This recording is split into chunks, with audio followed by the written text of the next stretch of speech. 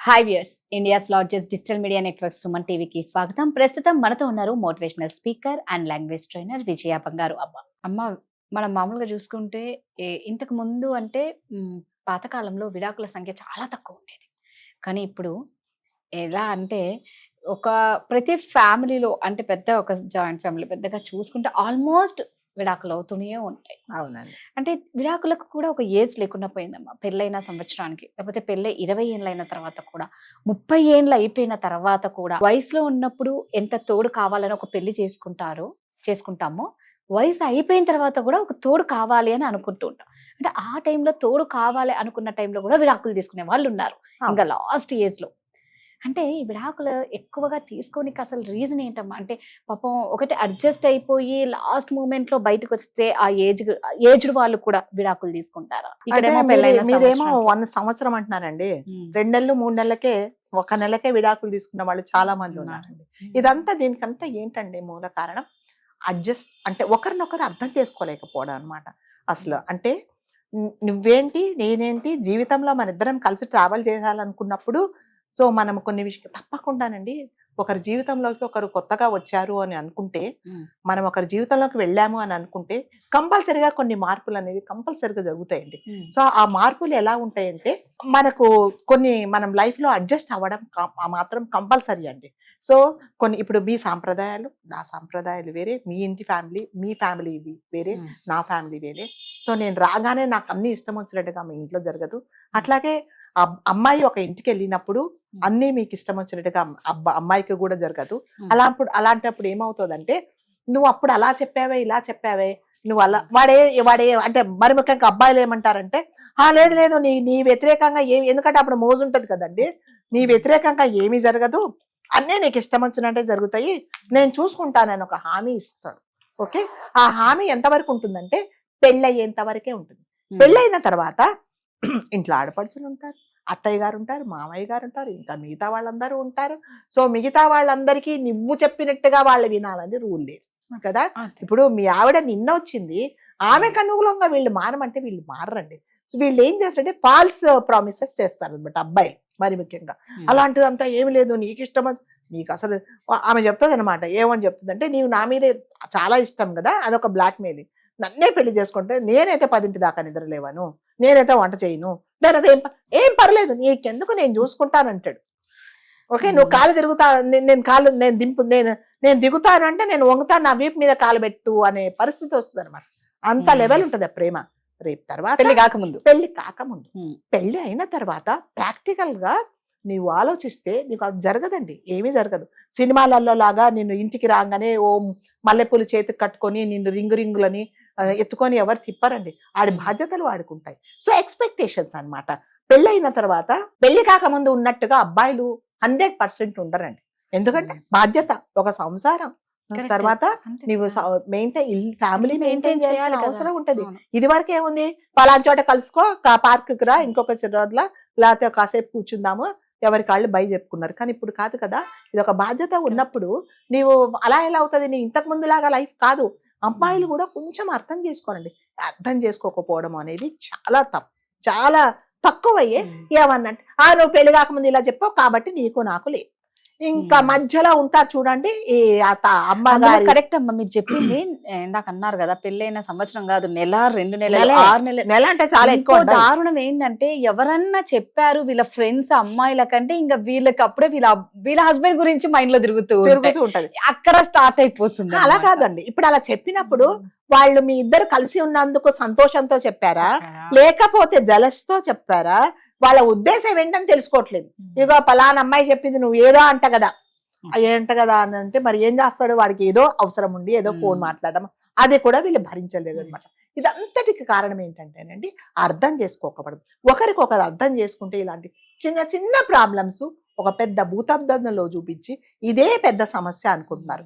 ఆ సమస్య అంటే ఒకరికొకరు పరిష్కరించుకోవాలని అనుకోవట్లేదండి.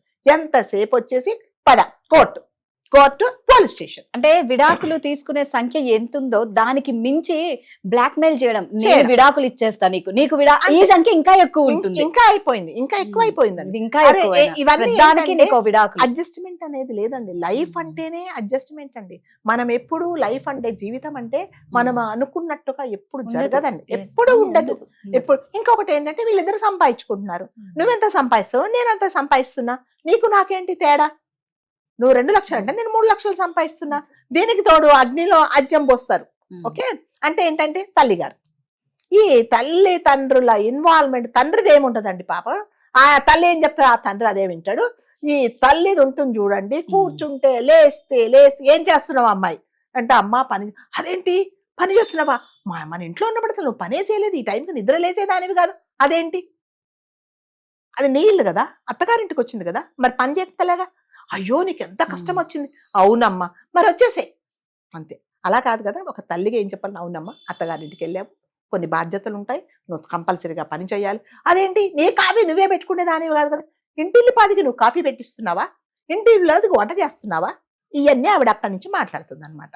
ఒక తల్లిగా అలా కాదండి చెప్పాలి. చాలా అంటే చాలా 70% కాపురాలు పాడైపోవడానికి కారణం ఎవరంటే తల్లే, మరి ముఖ్యంగా తల్లే. అన్నిట్లా ఇన్వాల్వ్మెంట్, అన్నిట్లో. వచ్చాడా అల్లుడు గారు, ఇంకా రాలేదు, అదేంటి ఎందుకు రాలేదు, ఆఫీస్ 5ంటికే కదా అయిపోతుంది, ఇంకెందుకు కనుక్కో. ఆడిచచ్చి వస్తాడండి, రోడ్డు మీద రావాలి, ట్రాఫిక్ లో రావాలి, ఏదైనా అర్జెంట్ పని ఉండొచ్చు, కాదు అది కాదు. సో ఫస్ట్ రావాలి, వస్తే గానీ ఎవరికి మనశ్శాంతి. మళ్ళీ 10 సార్లు వచ్చాడా, ఎందుకు వచ్చాడు, ఎందుకు లేటుగా వచ్చాడు. సరే వాళ్ళిద్దరిని ఏదో కొన్ని రోజులు వదిలేయండి. ఇంకొకటి ఏంటంటే పెళ్లి కాగానేనండి ఎప్పుడైనా సరే కొంత అమ్మాయి కానీ అబ్బాయిని కొన్ని రోజులు వదిలేయండి. ఇటువైపు కానీ అటువైపు కానీ ఎవ్వరు ఇన్వాల్వ్ అవ్వద్దు. మీకు గవర్నమెంట్ సర్వీస్ లో ప్రొవిషనరీ పీరియడ్ అని ఉంటుంది. అంటే అపాయింట్మెంట్ ఆర్డర్ రాగానే కొన్ని రోజులు, సంవత్సరం పాటు మీ పర్ఫార్మెన్స్ చూసిన తర్వాతనే మిమ్మల్ని రెగ్యులరైజ్ చేస్తారు. అది గవర్నమెంట్ సర్వీస్ చేసే వాళ్ళకి తెలుస్తుంది అనమాట.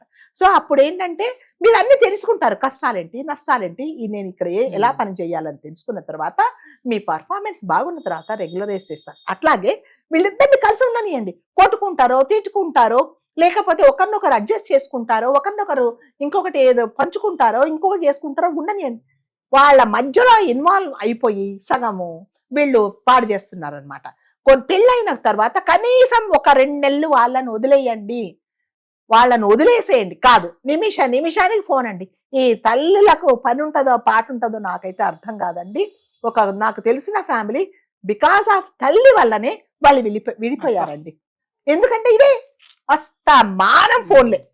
ఏం చేస్తున్నావు, నువ్వెందుకు అత్తగారికి చేసావు, నువ్వెందుకు ఆడపడుచుకు చేసావు. ఒక తల్లిగా మనము మన పిల్లలకి ఏం చెప్పాలంటే బాధ్యతగా ఉంటామ్మా. ఒకటి ఏంటంటే అల్టిమేట్గా ఏంటి, నీకు కష్టం వచ్చినప్పుడు నేనున్నాను అనే ఒక భరోసా ఇస్తాం. ఎవరైనా తల్లిదండ్రులు ఇస్తారండి. అది ఇప్పుడేమంటారంటే ప్రతిసారి కాఫీ 2 కప్పులే కదా, కాఫీ నువ్వు 1 కప్పే కదా, 2 కప్పులు ఎందుకు పెట్టావు, వచ్చే నీకు అంత చేత కాదు. అలా కాదు కదండి జీవితం అంటే. మరి నువ్వు ఎందుకు పంపించావు, నీ కూతురు నువ్వు అంత వదిలిపెట్టి ఉండనప్పుడు నువ్వు అసలు పెళ్ళే చేయకుండా ఉండాల్సింది కదా. నువ్వు ఎందుకు పంపించావు అక్కడికి? సంసారం చేసుకోవాలి, వాళ్ళతో పాటు తల్లిదండ్రులతో అడ్జస్ట్ అయిపోవాలి, ఆడపడుచులతో అందరూ ఉంటారండి. ఫ్యామిలీ అంటే అదే. అంతేగాని అడ్జస్ట్మెంట్ అనేది ఏమీ లేదండి. ఇప్పుడు అడ్జస్ట్మెంట్ అనేది 100% లేదు. అంతసేపు వచ్చేసి నువ్వు ఎక్కువ నేను ఎక్కువ, నువ్వు డబ్బులు సంపాదిస్తూ నేను డబ్బులు సంపాదిస్తున్నా, నువ్వు పెళ్లికి ముందు అది చెప్పావు, ఇప్పుడు నీ మాట నిలబెట్టుకోవట్లేదు, చలో బ్రేకప్, పోలీస్ స్టేషన్ కంప్లైంట్, దాని తర్వాత కోర్టు. పెళ్లి పాపం తల్లిదండ్రులు పెళ్లి చేసిన అప్పులు కూడా తెరవండి, వీళ్ళు బ్యాగ్లు పట్టుకొని వచ్చేస్తారు. సో అడ్జస్ట్మెంట్ అనేది లైఫ్ అంటేనే అడ్జస్ట్మెంట్ అండి. కొన్ని మనం అనుకున్నట్టుగా ఎప్పుడూ జరగవండి. ఇది సినిమా కాదు. ఇప్పుడు ఈ సెలబ్రిటీస్ వీళ్ళు ఏం చేస్తున్నారంటే, వీళ్ళకి ఎగ్జాంపుల్ సెలబ్రిటీస్ వాళ్ళ లైఫ్ వేరేనండి. వాళ్ళ లైఫ్ కంప్లీట్లీ డిఫరెంట్. మనకు సాధారణంగా మనం ఉండే లైఫ్ ఉండదండి వాళ్ళకి. వాళ్ళు ఎవరో XYZ వాళ్ళు విడాకులు తీసుకున్నారు, వాళ్ళే అడ్జస్ట్ అవ్వలేదు, నేను కూడా అంతే అంటే నువ్వు వాళ్ళతో కంపేర్ చేసుకోవడానికి వీలే లేదండి. రియల్ లైఫ్ వేరే, రియల్ లైఫ్ వేరే. సో వాళ్ళు చాలా మంది తప్పులు చేసుకొని ఇప్పుడు తర్వాత బాధపడి మళ్ళీ వాళ్ళు పెళ్లిళ్ళు చేసుకుంటే వీళ్ళు చూడలేక ఇలాంటి వాళ్ళు. సో తొందరపాటు నిర్ణయాలండి. ప్రతి దానికి తొందరే. పెళ్లి చేసుకోవడానికి తొందరే, విడిపోవడానికి తొందరే. తల్లిదండ్రులు చెప్తారు, అమ్మా నిన్ననే కదా పరిచయం. నేను ఎక్కడో మొన్న చూశానండి, ఒక అమ్మాయి అంటే బస్ స్టాప్ లో నిల్చుందంట. వాడు 2 రోజులు బస్ స్టాప్ లో వచ్చాడట, పెళ్లి చేసుకున్నాడు. ఏమిటది?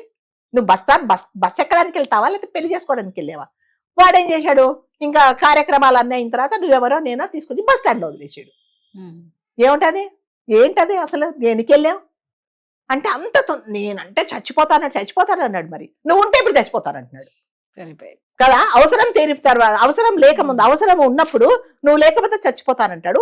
అవసరం తీరిన తర్వాత నువ్వు ఉంటే చచ్చిపోతానని తీసుకెళ్లి నువ్వు చచ్చిపోతానంటాడు. లేకపోతే వాడని నువ్వు చంపేస్తున్నాడు. బస్ స్టాండ్ లో బస్సు కోసం వస్తావా, నువ్వు దేనికోసం వస్తావు? అంత అసహ్యం, అంత ఆడపిల్లలంటే అంత ఇదైపోయారండి. ఒక సెల్ఫ్ కంట్రోల్ లేదా మీకు? అందుకనే మగపిల్లలు ఏమంటారంటే అది ఇది అని మాట్లాడుతున్నారండి. వింటే చాలా బాధేస్తుంది అనమాట. అదేంటది, అది ఇలాంటిది అని మాట్లాడుతున్నారు. సో ఈ తొందరపాటు వల్ల పెళ్లి చేసుకోవడాలు, విడిపోవడాలు. మీరు జీవితంలో ఎప్పుడు సిగ్గుపడతారు? ఇంకా పిల్లలుంటే ఇంకా అదొక గోల. ఇంకా నువ్వా నేనా అని ఎక్కడెక్కడో నేను చదివాను, ఇద్దరు కోర్టుకి వెళ్ళారంట. ఏంటి, ఒకటే అమ్మాయట. మరి కోర్టుకి వచ్చారు కదా, మరి ఈ అబ్బాయి ఎవరి దగ్గర ఉండాలి అంటే వాడు చెప్పాడట, జడ్జి గారు చెప్పారట, ఒక పని చేయండి, ఇంకొక అమ్మాయిని కన్నా తర్వాత రండి, అప్పుడు విడాకులు ఇస్తారని చెప్పాడట. అంతే మరి అంతే కదా. మరి ఇద్దరులో ఎవరు పంచుకోవాలి, కోసుకోరు కదా. బాబుని ఎవరు పంచుకోవడం ఎందుకు, అప్పుడు రండి అంటే విడాకులు తీసుకోవడం అనేది ఫిక్స్డ్. ఇంకొక అన్న తర్వాత రమ్మని చెప్పారంట. అంటే ఒక బాబు ఒకరికి, ఒక బాబు ఒకరికి. సో అప్పటికి కూడా మీకు అంటే ఇది ఉండాలండి. అంటే విడాకులు అనే దానికి ఇది వరకండి సంసారాలు ఒక తల్లి తండ్రి విడిపోయారంటే దానికి చాలా కారణాలు ఉన్నాయండి. సో వాళ్ళు 99.9% అడ్జస్ట్ అవ్వడానికే ట్రై చేస్తారు. 1% అవ్వలేదు అని అనుకుంటే తప్పకుండా విడాకులు. ఇప్పుడు లేదండి.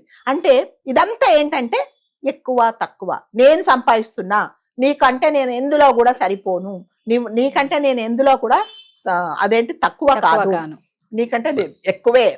ఏంటయ్యా నువ్వు మా అమ్మాయిని ఏంటో అంటున్నావంట, నీకంటే ఎక్కువ సంపాదిస్తుంది అని వీళ్ళు పైనుంచి వస్తారు. ఇంకా వీళ్ళనే సూట్ కేసు తీసుకొని వెళ్ళిపోయి ఆవిడన్నో దిగిపోద్ది అనమాట. ఏంటి అనేసి మధ్యలో అటు ఇటు జరిపేసి కూతుర్ని తీసుకొని వెళ్ళిపోతుంది.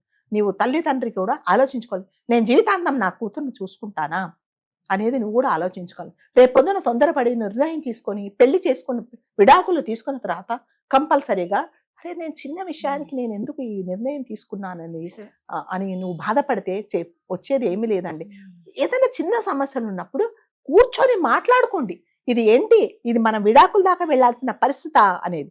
సో అల్టిమేట్ గా మళ్ళీ ఏం చెప్తారంటే తల్లిదండ్రుల సపోర్ట్ కంపల్సరీగా ఉండాలి. ఎప్పుడు ఉండాలి అంటే ఇంకా తప్పదు, ఇంకా వీళ్ళు విడిపోక తప్పదు, ఇది అని అన్నప్పుడు మాత్రమే నువ్వు విడాకుల వరకు వెళ్ళండి. కానీ జీవితంలో తప్పకుండా అడ్జస్ట్మెంట్ అనేది లేకపోతే ఇంకొకటి ఏంటంటే పెళ్లి అనేది ఒక్కసారి జరిగితేనే బాగుంటుందండి.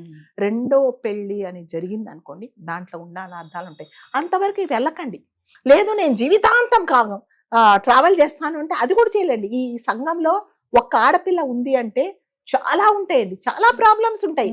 మీరు ఇప్పుడు ఇతనితో ఫేస్ చేసే ప్రాబ్లమ్స్ అంటే అక్కడ ఇంకా త్రిబుల్ ఉంటాయి ప్రాబ్లమ్స్.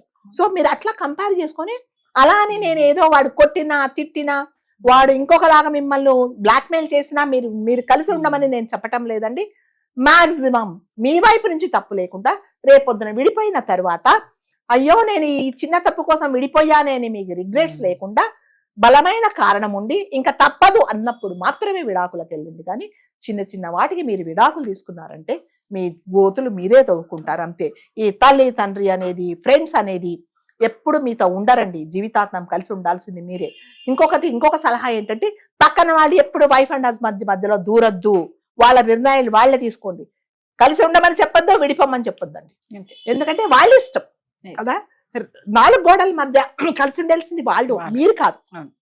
కాబట్టి తొందరపాటు నిర్ణయాలు తీసుకొని మీ జీవితాలు మీరు నాశనం చేసుకోకండి. మీ జీవితం అంటే చాలా పెద్దది. ఈ రోజు చిన్న సమస్య రేపు పొద్దున అసలు సమస్యగా ఉండకపోవచ్చు.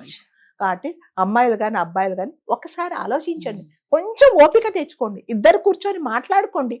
నువ్వు చేసింది నాకు నచ్చలేదు, అవునా నచ్చలేదా, సరే నేను రెక్టిఫై చేసుకుంటాను. అందులో ఈగో ప్రాబ్లం ఏముందండి? ఈగో ప్రాబ్లమ్స్ వల్ల ఇంకా ఎక్కువ అయిపోతున్నాయి అనమాట. ఒకరికొకరు మాట్లాడుకోండి. లేదా ఒక కౌన్సిలర్ దగ్గరికి వెళ్ళారు, ఫ్యామిలీ కౌన్సిలర్స్ ఉంటారు, వాళ్ళు చెప్పింది వినండి. ఇప్పుడు లాస్ట్కి ఏమైతుందంటే వాళ్ళు చెప్పింది కూడా వీళ్ళు వినట్లేదండి అసలు. ఇక వాళ్ళకు కూడా విసుకొచ్చేస్తుంది అనమాట. ఎన్ని చెప్తారు వాళ్ళు మొదలు పెట్టడానికి వీళ్ళే చెప్తారు, ఇది కాదు ఇది చేశారు, చేసేసామండి మాకు వీలు కాలేదు, ఇవన్నీ చెప్తున్నారు. అంటే మీరిద్దరే మాట్లాడుకోండి, మధ్యలో ఇన్వాల్వ్మెంట్ ఎవరిని చేయకండి. తల్లిని కానీ తండ్రిని కానీ లాస్ట్ ఇంకా తప్పదు, ఇక జీవితంలో ఇతన్ని నేను భరించలేను అన్నప్పుడు అమ్మాయి కానీ అబ్బాయి కానీ అప్పుడు మాత్రం లాస్ట్ ఆప్షన్ ఏంటంటే విడాకులు. అంతవరకు మాత్రం దయచేసి విడాకులు అనేది దానికి మీరు ప్రిఫరెన్స్ ఇవ్వకండి. Thank you. Thank you.